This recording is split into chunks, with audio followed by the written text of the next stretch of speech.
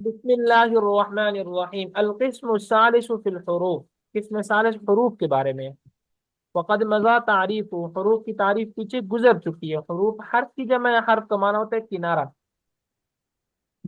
اور حرف کے لغوی معنی کیا تھا کہ حرف اسے کہتے ہیں جس میں تین زمانوں میں سے کوئی زمانہ بھی نہیں پایا جاتا، اور اکیلے اس کا معنی بھی مکمل نہیں ہوتا۔ واقسامہ سبعۃ عشر، اس کی 17 اقسام ہیں۔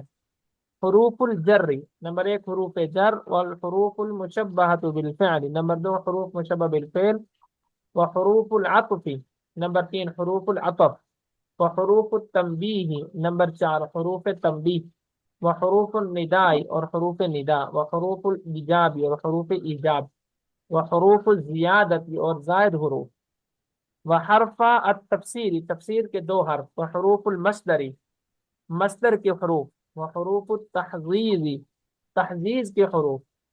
یہ ہے کیا؟ مصدر کے حروف کیا ہے، تحزیز کے حروف کیا ہے، یہاں نہیں بتا رہا کیونکہ آگے خود آ رہا ہے۔ وحرف التوقع، توقع کا ایک حرف، وحرف بالاستفہام، استفہام کے دو حرف، وحروف الشرط، شرط کے حروف، وحرف الردع، ردع کا ایک حرف، وتاء التانیث ساکنہ، تاء تانیث ساکنہ، والتنوین اور تنوین، ونون التاکید اور تاکید کے دونوں۔ فصل حروف الجر، سب سے پہلے بیان کر رہے ہیں حروف جر، جر کو۔ آپ نے پچھلے سال شرم یا تعامل پڑھی تھی؟ میں نے پڑھی تھی، یعنی کلاس میں نہیں پڑھی، ویسے پڑھی۔ اب ایسے پڑھی تھی، جس نے شرم یا تعامل پڑھی ہے یہ حروف کی بحث اس کے لیے 2 منٹ کی چیز ہے، کوئی مشکل ہے ہی نہیں، ساری شرم یا تعامل پڑھ کون چکے ہیں وہ۔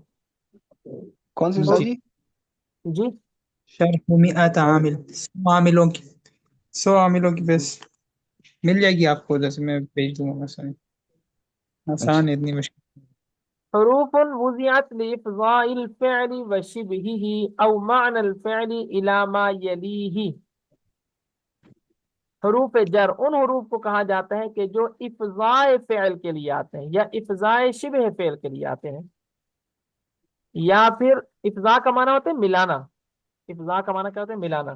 یعنی حروف جر ایسے حروف ہوتے ہیں کہ جو فعل کو یا شبہ فعل کو یا پھر فعل کے معنی کو اس کے ساتھ ملا دیتے ہیں جس کے ساتھ یہ خود ملے ہوئے ہوتے ہیں، جس کے ساتھ یہ خود ملے ہوئے ہوتے ہیں، کھینچ کر لے آتے ہیں فعل کے فعل کو یا فعل کے شبہ فعل کو یا پھر فعل کے معنی کو کس تک کھینچ کر لاتے ہیں؟ جس کے ساتھ یہ خود ملے ہوئے ہوتے ہیں۔ جیسے مررت بزید، میں زید کے ساتھ گزرا۔ اب یہ دیکھیں، با نے گزرنے کے معنی کو کھینچا اور زید کے ساتھ ملا دیا کہ میرا جو گزرنا ہے وہ زید کے ساتھ ہوا ہے۔ اب یہ ساتھ کون بتا رہے ہیں ہمیں؟ با۔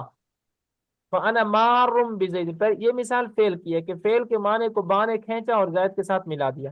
دوسری مثال وانا مارم بزید، یہ شبہ فعل کی مثال ہے، آپ بار بار پڑھ چکے ہیں کہ شبہ فعل کس کو کہتے ہیں، اس میں فاعل، اس میں مفعول وغیرہ، یہ اس میں فاعل ہے۔ وہذا فی الدار ابو کا، اور یہ گھر میں آپ کے ابا جان ہیں۔ اب ہاذا اس میں اشارہ ہے، ہاذا کیا ہے؟ اس میں اشارہ، اور اس میں اشارہ فعل کا معنی دیتے اشیر، ہیں۔ ہاذا کا معنی کیا ہے؟ اشیرو، میں اشارہ کر رہا ہوں، فی الدار ابو کا، کہ آپ کے ابا جان گھر میں ہیں۔ ای الذی اشیر الیہ فیہا، یعنی جس کی طرف میں اشارہ کر رہا ہوں وہ اس گھر میں ہے۔ وہی 19 حرفا، یہ کتنے حروف ہیں؟ 17۔ من، سب دو سے بڑھ گئے۔ پہلے ہے من، وہی اچھا دیکھیں حروف جارہ جو ہے، حروف جارہ اس کو سمجھ بھی لیں کہ جارہ کا معنی ہوتا ہے پڑوسی، جار سے ہے نا جارہ، جر کا معنی ہوتا ہے پڑوسی، کا معنی بھی آتا ہے نا اس کے ساتھ۔ تو یہ اپنے سے ماقبل کو اپنے ماں باپ کا کیا بنا دیتے ہیں؟ گویا پڑوسی بنا دیتے ہیں، جیسے پڑوسی مل کر رہتے ہیں نا، تو یہ اپنے سے ماقبل کو ماں باپ کے ساتھ ملا دیتے ہیں۔ وہی ابتداء الغایہ، سب سے پہلے ہے من، یہ ابتداء غایت کے لیے آتا ہے، یعنی کسی بھی چیز کی ابتدا کو بتاتا ہے، اور ابتدا کی انتہا کو بتاتا ہے کہ یہاں سے اس کی ابتدا ہوئی ہے۔ مثلا آپ کہتے ہیں سافر، تو میں نے سفر شروع کیا من لاہور، لاہور سے الا کراچی، کراچی تک، یعنی میرے سفر کی جو ابتدا کی انتہا ہے وہ لاہور ہے، لاہور سے ہی میں نے شروع کیا، لاہور سے پیچھے سے میں نے شروع نہیں کیا یہ سفر۔ ابتداء غایت کے لیے آتے ہیں۔ وعلامته ان يصح في مقابلته الانتہا۔ اچھا دیکھیں، من اور بھی کئی سارے معنی کے لیے آتا ہے، تو ہمیں کیسے پتہ چلے گا کہ یہاں یہ من ابتدائی غایت بیان کر رہے ہیں یا کوئی اور معنی ہے اس کا؟ تو مصنف نے اس کی علامت بھی بتا دی کہ انتہا جب ہوگی تو وہاں من ابتدا کے لیے ہوگا، جہاں انتہا نہیں ہوگی وہاں من ابتدا کے لیے بھی نہیں ہوگا۔ جیسے سرت من البصرۃ الی الکوفہ، میں نے چلنا شروع کیا بصرے سے کوفے تک۔ اب کوفے تک انتہا موجود ہے تو مطلب یہ کہ من ابتدا کے لیے آ رہا ہے۔ ولی تبیین، کبھی من بیان کے لیے بھی آتا ہے، وضاحت کے لیے بھی آتا ہے۔ اب یہ من بیان کے استاد جی لیے، یہ وضاحت کے لیے کب ابتدا آئے کی گا؟ انتہا، ابتدا کی انتہا کا کیا مطلب ہے؟ ابتدا بس ابتدا ہی ہے نا، انتہا کا کیا مطلب ہے؟ ہر چیز کی ابتدا جب ہوتی ہے تو اس کی انتہا بھی ہوتی ہے نا، جیسے کتاب ہم نے شروع کی تو ختم بھی کریں گے نا انشاءاللہ۔ جیسے سبق کے شروع میں نے کہا جی نہیں تو وہ جب تو ختم کریں گے تو اس کا تو الگ پھر الفاظ آئیں گے نا، ابھی تو ابتدا ہو رہی ہے نا۔ نہیں، وہ من تو مصنف نے یہ نہیں ابتدا بتا کہا رہا ہے کہ نا۔ من ابتدا انتہا دونوں کو بیان کرے، یہ مصنف نے کہا بھی نہیں۔ مصنف کہتے ہیں کہ من آتا ہے ابتدا کے لیے، لیکن ہمیں پتہ کیسے چلے گا کہ یہ من ابتدا کے لیے یا کسی اور معنی کے لیے ہے؟ تو اس کی علامت بیان کر دی کہ من کو آپ ابتدا کے معنی میں لیں گے اس وقت جب آپ کا معنی اس کی کوئی انتہا بھی ہو رہی ہو۔ اگر انتہا نہیں جی ہو ٹھیک ہے، رہی، آگے مثال بھی سمجھ آ جائے گی، مثال بھی آ رہی ہے۔ جی جی ٹھیک ہے، اگر انتہا نہیں ہو رہی تو مطلب یہ ہے کہ یہ ابتدا کے لیے نہیں ہے، پھر کسی اور معنی کے لیے۔ صحیح ہے صحیح ہے، سمجھ سمجھ گیا۔ آ گیا؟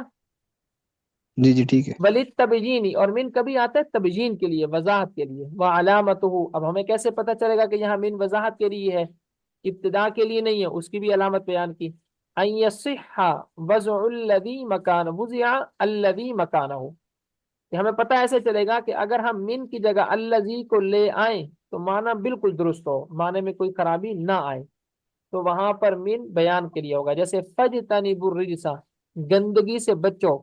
اب یہ گندگی سے کون سی گندگی مراد ہے؟ انسان کے اندر بھی گندگی ہوتی ہے، ویسے گندگی ہوتی ہے، یہاں کون سی گندگی؟ اس کو وضاحت کی ضرورت تھی تو آگے کہا من الاوثان، گندگی سے مراد بتوں کی گندگی ہے یہاں پر، ہر گندگی مراد نہیں ہے، بتوں کی گندگی یہاں مراد ہے۔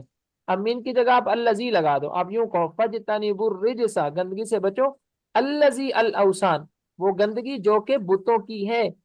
اب دیکھیں ترجمے میں کوئی فرق نہیں آ رہا۔ اچھا یہاں پر وہ صہیب والی بات، اب دیکھیں یہاں من ہم ابتدا کے لیے نہیں لے سکتے کیونکہ ایسی کوئی چیز بیان ہی نہیں ہو رہی جس کی انتہا بھی ہو، کہ گندگی سے بچو، ابتدا انتہا کا تو یہاں کوئی تصور نہیں ہے نا، تو اس لیے یہاں من ابتدا کے لیے نہیں ہے بلکہ یہاں پر من وضاحت کے لیے۔ ولی تبعیضی، اور کبھی من آتا ہے بعضیت کو بیان کرنے کے لیے، اس کے اندر کچھ والا معنی پایا جائے، کچھ، بعضیت۔ اس کی علامت کیا ہے؟ اس کی علامت یہ ہے کہ اگر ہم من کی جگہ بعض کا لفظ لگا دیں گے تب بھی معنی ہمارا ٹھیک ہوگا۔ جیسے اخذت من الدراہم، میں نے کچھ دراہم لیے۔ اب یہاں پر الدراہم کے شروع میں اگر بعض لگا دے ترجمہ، ہم نے پھر بھی یہی کرنا ہے، ترجمے میں کوئی خرابی نہیں آ رہی ہے، اخذت بعض الدراہم، میں نے کچھ دراہم لیے۔ وزائدۃ، اور کبھی من زائدہ بھی ہوتا ہے، اس کی کیا علامت ہے کہ من کو اگر ہم حذف بھی کر دیں معنی کے اندر کسی قسم کا کوئی خلل، کوئی خرابی نہیں آئے گی۔ جیسے ما جانی من احد، میرے پاس کوئی بھی نہیں آیا۔ اب من کو آپ ختم کر دو، یوں بولو ما جانی احد، میرے پاس کوئی بھی نہیں آیا، کیونکہ من کا یہاں ترجمہ ہی ہم نہیں کر رہے۔ ولا تزاد من فی الکلام الموجب خلافا للکوفیین واما قولهم قد كان من مطر، یہاں سے مصنف رحمت اللہ علیہ ایک اختلاف کو بیان فرما رہے ہیں۔ وہ اختلاف یہ ہے، دیکھیں کلام کی ہم اقسام پیچھے پڑھ چکے ہیں، میں پھر بتا دیتا ہوں۔ کلام کی دو قسمیں، کلام موجب اور کلام غیر موجب۔ کلام موجب جس کے اندر نفی نہیں استفہام وغیرہ نہیں ہوتا، سادہ سا ایک کلام ہوتا ہے، نفی نہیں استفہام وغیرہ کچھ بھی نہیں ہوتا۔ اور کلام غیر موجب جس کے اندر نفی ہو، نہیں ہو یا وہ استفہام ہو، وہ کلام غیر موجب ہوتا ہے۔ اب اختلاف اس بات میں ہے کہ آیا من ہر قسم کے کلام میں زائد ہو سکتا ہے یا کسی کلام کے ساتھ یہ خاص ہے؟ تو جمہور نحویین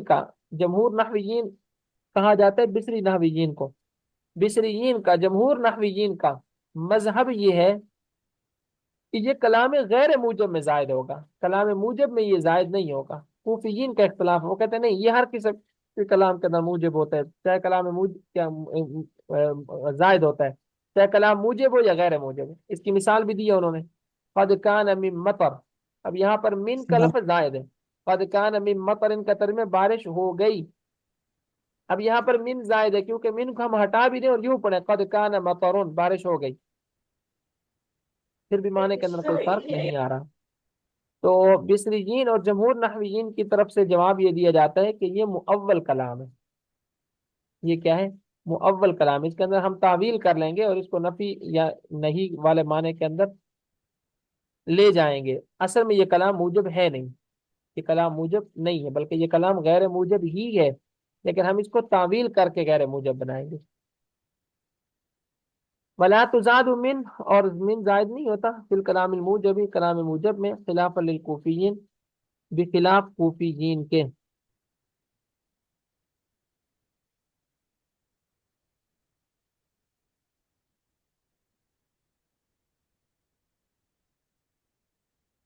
اچھا تھوڑی سی بات غلط ہوئی ہے، یہ جو میں نے کہا نا کہ کلام کے اندر ہم تعویل کریں گے، تعویل کا مطلب یہ نہیں ہے، نیچے حاشی کے اندر لکھا ہو بھی ہے یہ الجواب، تعویل کا مطلب یہ نہیں ہے جو میں نے ابھی بیان کیا کہ ہم اس کو نفی نہیں استفہام کی طرف لے جائیں گے، نہیں، بلکہ تعویل کا مطلب یہ ہے کہ یہاں من زائد نہیں ہے، بلکہ من یا تو بعضیت کے معنی میں ہے، ہم یوں ترجمہ کریں قد کان بعض مطر، کہ کچھ بارش ہو گئی ہے، یا پھر یہ تبیین کے لیے ہے، وضاحت کے لیے، جیسے آپ نے کہا نا قد کان شیء، کہ کچھ چیز ہوئی ہے، تو اس کو وضاحت کی ضرورت ہے کچھ کیا ہوا ہے، تو آپ نے کہا مم مطر، بارش ہوئی ہے، تو یہاں من جو ہے ہم کہتے ہیں زائد نہیں ہے، بلکہ یہاں من یا تو تبیین کے لیے ہے یا پھر من بعضیت کے معنی میں ہے،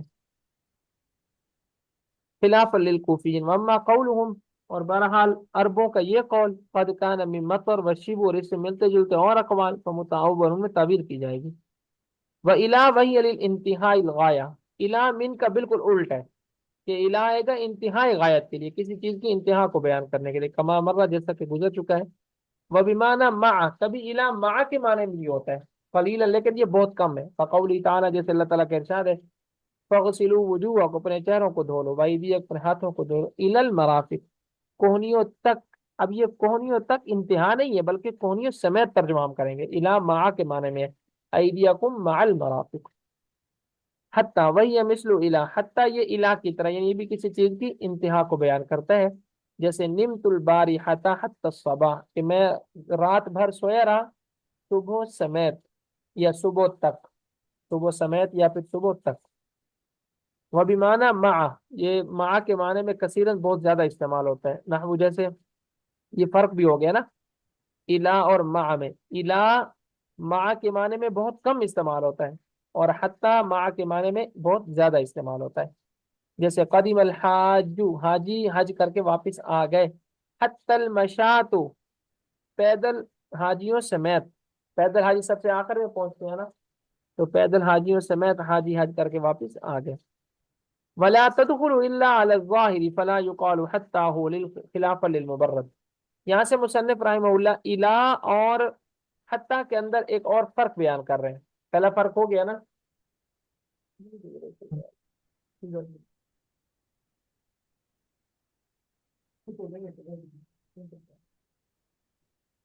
یہ دوسرا فرق بیان کر رہے ہیں نا، بالکل آسان سا فرق ہے۔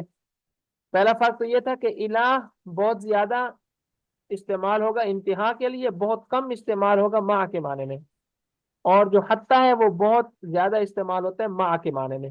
دوسرا فرق یہ ہے کہ الہ ضمیر پر داخل ہوتا ہے، جیسے آپ کہتے ہیں الیہ ہی ضمیر پر داخل ہوتا ہے، لیکن حتی ضمیر پر داخل نہیں ہوتا، سوائے امام مبرد رحمۃ اللہ علیہ کے، وہ فرماتے ہیں کہ حتی ضمیر پر بھی داخل ہوتا ہے۔ ولا تدخل الا علی الظاہر، حتی جو ہے وہ اس میں ظاہر پر ہی داخل ہوگا، فلا یقال، یہ نہیں کہا جائے گا حتی ہو جیسے کہا جاتا ہے الیہ، خلاف للمبرد، سوائے امام مبرد رحمۃ اللہ علیہ کے۔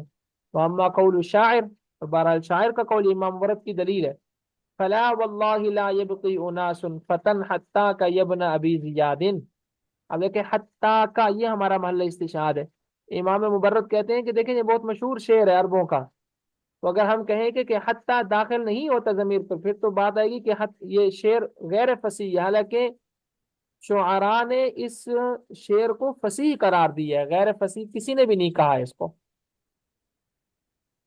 تو فصیح شعر ہے، تو اس سے دلیل پکڑی امام مبرد نے، ہم کہتے ہیں یہ شاذ ہے، اس لیے کہ اشعار کے اندر وہ چیزیں بھی جائز ہو جاتی ہیں جو اشعار کے علاوہ عام کلام میں جائز نہیں ہوتی.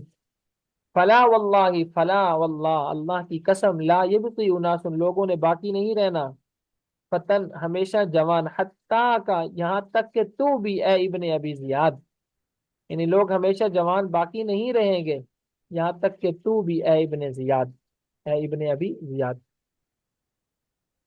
فشاذن، تو یہ شاذ ہے، ہم کہتے ہیں یہ کیا ہے؟ شاذ. چلیں.